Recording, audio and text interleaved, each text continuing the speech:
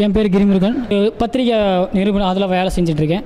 புகைப்பிடித்தல் பழக்கம் இருக்குது பார்த்தீங்களா, அது வந்து மக்கள்கிட்ட வந்து அதிகமாகிட்டே வருது. முக்கியமாக இளைஞர்கள்ட்ட ரொம்பவும் அதிகமாகிட்டே வருது. அதை கட்டுப்படுத்துறதுக்கான விவாத மேடை தான் இது. உங்களோட எண்ணங்களை நீங்கள் சொன்னீங்கன்னா அதை நேரடியாக நாங்கள் அரசாங்கத்தை கொண்டு போய் சேர்ப்போம். அழிவை கட்டுப்படுத்துறதுக்கு ஏதாவது வழிகள் இருந்ததுன்னா அதுக்கு உண்டானதை நம்ம பார்ப்போம். தலைகுனிவு ஏற்படுத்தக்கூடிய விஷயம் தான் இது. நம்மளால நமக்கு நாமே அழிவாக இருக்கிறத பற்றி நம்ம பேசுறது உண்மையிலுமே வருந்தக்கூடிய விஷயம் தான். உங்களோட கருத்துக்களை நீங்கள் கண்டிப்பாக சொல்லலாம். சரிங்களா? என் பேர் கோமதி.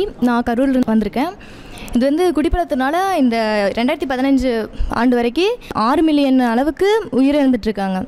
புகைப்பிடித்தலில் மட்டும் இவங்க என்ன சொல்கிறாங்கன்னு பார்த்துக்கிட்டிங்கன்னா 6 மில்லியன் பீப்புள் இறந்துட்டு இருக்கான்னு சொல்கிறாங்க. அது உண்மையிலும் வருந்தக்கூடிய விஷயம் தான். மதுரையிலிருந்து வரேன். என் பேர் அம்பிகா. அவங்க சொல்கிறத நான் ஏற்றுக்கிறேன். இந்த அளவுக்கு 6 பில்லியன் பேர் இருக்கிறாங்கன்னா நீடிப்பு அப்படி நீடிச்சுன்னா 2030ஆம் ஆண்டு 11% பேர் அதிர்ச்சி 6 பில்லியனாக இருக்கிறத 8 பில்லியனாக மக்கள் தொகை உயிரிழப்பு ஏற்பட்டுள்ள 6 மில்லியன் பீப்புள் அப்படிங்கிறது 2030ஆம் ஆண்டுகளில் 8 மில்லியன் பீப்புளாக பாதிக்கப்படுவாங்க. என்னோட நேம் வந்து சுரேஷ்குமார். நான் வந்து சென்னையிலேருந்து வரேன். நான் டிகிரி வந்து பிபிஏ பண்ணுறேன் சார். இப்போ வந்து பார்த்திங்கன்னா அது 4 கண்ட்ரியில் மட்டும் தான் ஹாபியாக பண்ணிட்டு இருந்தாங்க. அது பணக்காரங்க மட்டும் தான் பண்ணிட்டு இருந்தாங்க. இப்போ வந்து 42 கண்ட்ரிஸ் இன்க்ரீஸ் ஆகிடுச்சு. இது மெயினாக பார்த்தீங்கன்னா ஸ்டூடெண்ட்ஸுக்கு மட்டும் தான் அது ஃபங்க்ஷன் ஆகுது. காலேஜுக்கு வெளியே அவங்க வந்து ஸ்மோக் பண்ணுறப்ப அந்த வழியாக கிராஸ் பண்ணுற ஸ்கூல் பசங்களாம் அதை பார்த்துட்டு அவங்களும் முயற்சி பண்ணி பார்க்குறாங்க. இது ரொம்ப வருத்தப்பட வேண்டிய விஷயம் ஒன்று.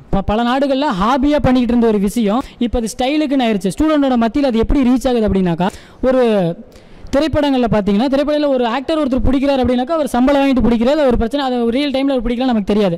அதை வந்து ஒரு பந்தாவாக நினச்சிக்கிட்டு நம்மளோட இளைஞர்கள் உண்மையாலுமே அதை நிறையா கற்றுக்கிட்டு இருக்காங்க.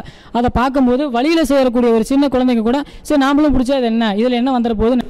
நான் பிரகாஷ். நான் சேலத்தில் இருந்து வரேன். அதாவது வந்து இவர் சொல்கிறது கரெக்டு தான். அதே மாதிரி வெளிநாட்டில் வந்துட்டு ஒரு மனிதன் வந்து $1500 அவன் வருஷத்துக்கு மட்டும் குடிக்கிறதுக்காக செலவு பண்ணுறான். இந்திய மதிப்பு பார்த்தீங்கன்னா 97,500 செலவு பண்ணிட்டு இருக்காங்க. சிகரெட்டுக்காக மட்டும், புகைப்பிடித்தலுக்காக மட்டும் 97,500 அப்படி செலவு பண்ணுறாரு ஆண்டு வருமானத்தில். அது அவங்களோட வருமானத்தில் 25% அவர் சொல்லியிருக்காரு. நான் வந்து சாரதி, கோயம்புத்தூர்லேருந்து வரேன். 2015 நிலவரப்படி ஒரு சிகரெட் கம்பெனியோட லாபம் வந்து $58.1 மில்லியன் லாபம் அவங்களுக்கு. இதிலேருந்து கவர்மெண்ட்டுக்கு எவ்வளோ போகுதுன்னா 10% லாபம் போகுது. புகைப்பிடித்தலோட என்னென்ன தீங்கு மட்டும் தான் சொல்கிறோம், அதனால் நன்மை அடைகிறவங்க யாருன்னு இவர் சொல்லியிருக்காரு. என் பேர் இளங்கோ. நான் தேனியிலேருந்து வரேன்.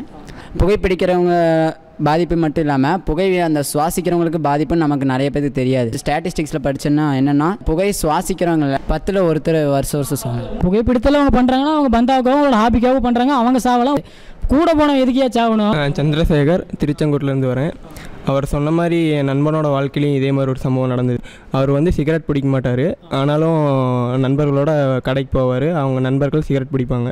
அவங்க பிடிச்சதில் ஒரு சில மாதம் கழித்து இவர் இறந்துட்டார். என்னன்னு பார்த்தா அவருக்கு கேன்சர் வந்துருக்குது. ஆனால் அந்த புகைப்பிடித்தலை கட்டுப்படுத்துறதுக்கான திட்டங்களை அவங்க பண்ணியிருக்காங்க. என்ன அப்படின்னா டேக்ஸ் அதிகம் பண்ணியிருக்காங்க. டேக்ஸ் அதிகம் பண்ண காட்டி அவங்க கண்ட்ரோல் ஆகும்னு நினச்சாங்க. அது உண்மையிலேயே கண்ட்ரோல் ஆகலை. அது வந்து அவங்களுக்கு ஒரு லாபமாக தான் போயிட்டுருக்கு. $8 விற்றதை டேக்ஸ் அதிகம் பண்ணி $10 அவன் விற்றானா குடிக்கிறவன் அதை கண்ட்ரோல் பண்ண மாட்டான். $10 போனாலும் $2 தான் அதிகமாக இருக்குன்னு சொல்லிட்டு விற்பான். அது கம்பெனிக்கு லாபம், அரசாங்கத்தில் அது ஒரு நன்மை இருக்குது அவங்களுக்கும். அதனால் முழுமையாக தடை பண்ணுறதுக்கான வழிகளை கண்டிப்பாக அரசாங்கம் மேற்கொள்ள வேணும். புகைப்பிடித்தல் நம்ம நாட்டில் வந்து வரி விலக்கு அதிகம் பண்ணியிருக்காங்களே தவிர தடை பண்ணலை. மற்ற நாடுகளில் தடை பண்ணிகிட்டு இருக்காங்க. நடைமுறைக்கு நம்ம நாட்டிலையும் கொண்டு வந்தோம்னா நம்ம இதை கட்டுப்படுத்தலாம். நீங்கள் சொல்கிறீங்க, உண்மையாலுமே அதை ஏற்றுக்கொள்ள வேண்டிய விஷயம் தான். அதாவது இதை பார்த்து திருந்துறாங்களோ நமக்கு தெரியாது. அவங்களோட ஆதங்கத்தை அவங்க எல்லாருமே சொல்லியிருக்காங்க. இத்தனை பேர் சாவறாங்கன்னு தெரிஞ்சு நம்ம மறுபடியும் அந்த தப்பை பண்ணோம்னா நம்மளை விட முட்டாள் இந்த உலகத்தில் யாருமே கிடையாது. அதனால் புகைப்பிடித்தலை மறப்போம், நிம்மதியாக வாழ்வோம்.